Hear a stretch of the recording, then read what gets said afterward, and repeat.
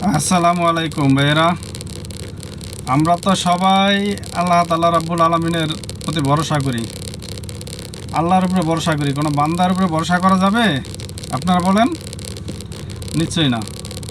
কারণ বান্দা কিছু করতে পারে না, বান্দা খাওয়াইতে পারে না, খাওয়ানোর ব্যবস্থা করে দিতে পারে না, একমাত্র আল্লাহ। বান্দা শুধু উসিলা।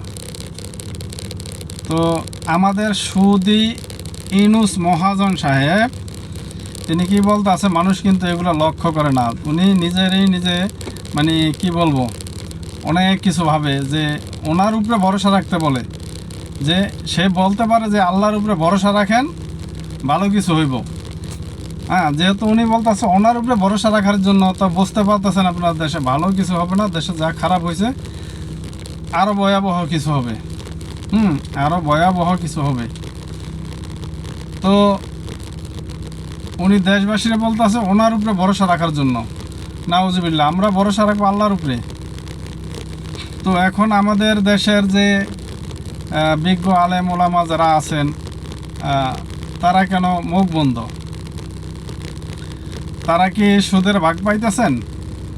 বা ওইটা কি এখন হালাল হয়ে গেছে গা? দখলবাজি, চাঁদাবাজি, লুটতরাজ, এগুলো সব হালাল হয়ে গেল বাংলাদেশে? ভাই, মরতে হবে সবার।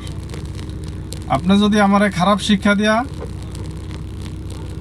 আর আপনার ওই শিক্ষার উপরে ভিত্তি করে আমি যদি চলি, আমি যদি জাহান্নামী হই, তাহলে আপনি ভাইবেন না যেন আপনি জান্নাতি হবেন। তো আপনারা যারাই এই যে না খারাপ শিক্ষাগুলো দিতেছেন, যারা আলেম ওলামা আছেন, কারণ বর্তমানে আমি অনেক আলেম ওলামাদেরকে দেখতেছি, তারা মানে ওই হালাল রে হালাল আর হারাম রে হারাম বলতে এখন ভয় পায় না, কি জানি না, কি ভয় পায় না আসলে কি সেটা বুঝি না, জানিও না। তা না হলে কেন তারা আজকে হাদিস কোরআনের বিরুদ্ধে হয়ে গেল গা?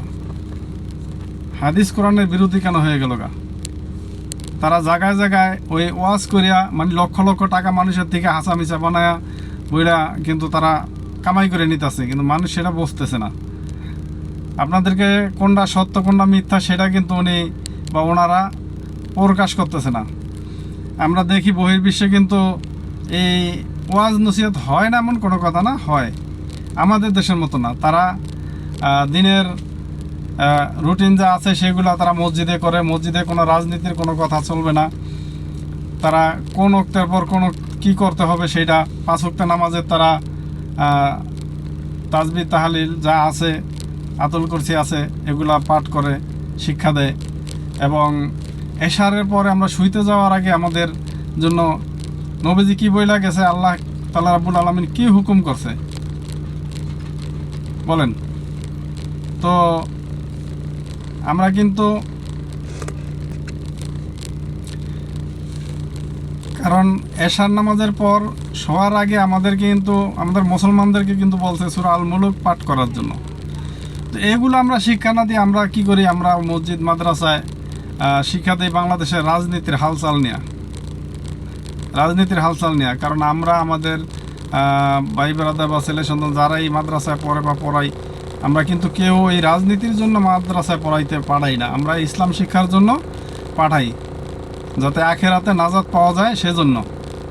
তো আজকে আমাদের দেশের যে হাল অবস্থা, আলেম ওলামাদের কাছে অনুরোধ করব, ভুল শিক্ষাগুলো দিয়েন না। আপনারা যদি ভুল শিক্ষা দেন, আমরা সেই ভুলগুলোই শিখুম। তো আশা করি ভালো কিছু শিক্ষা দিবেন।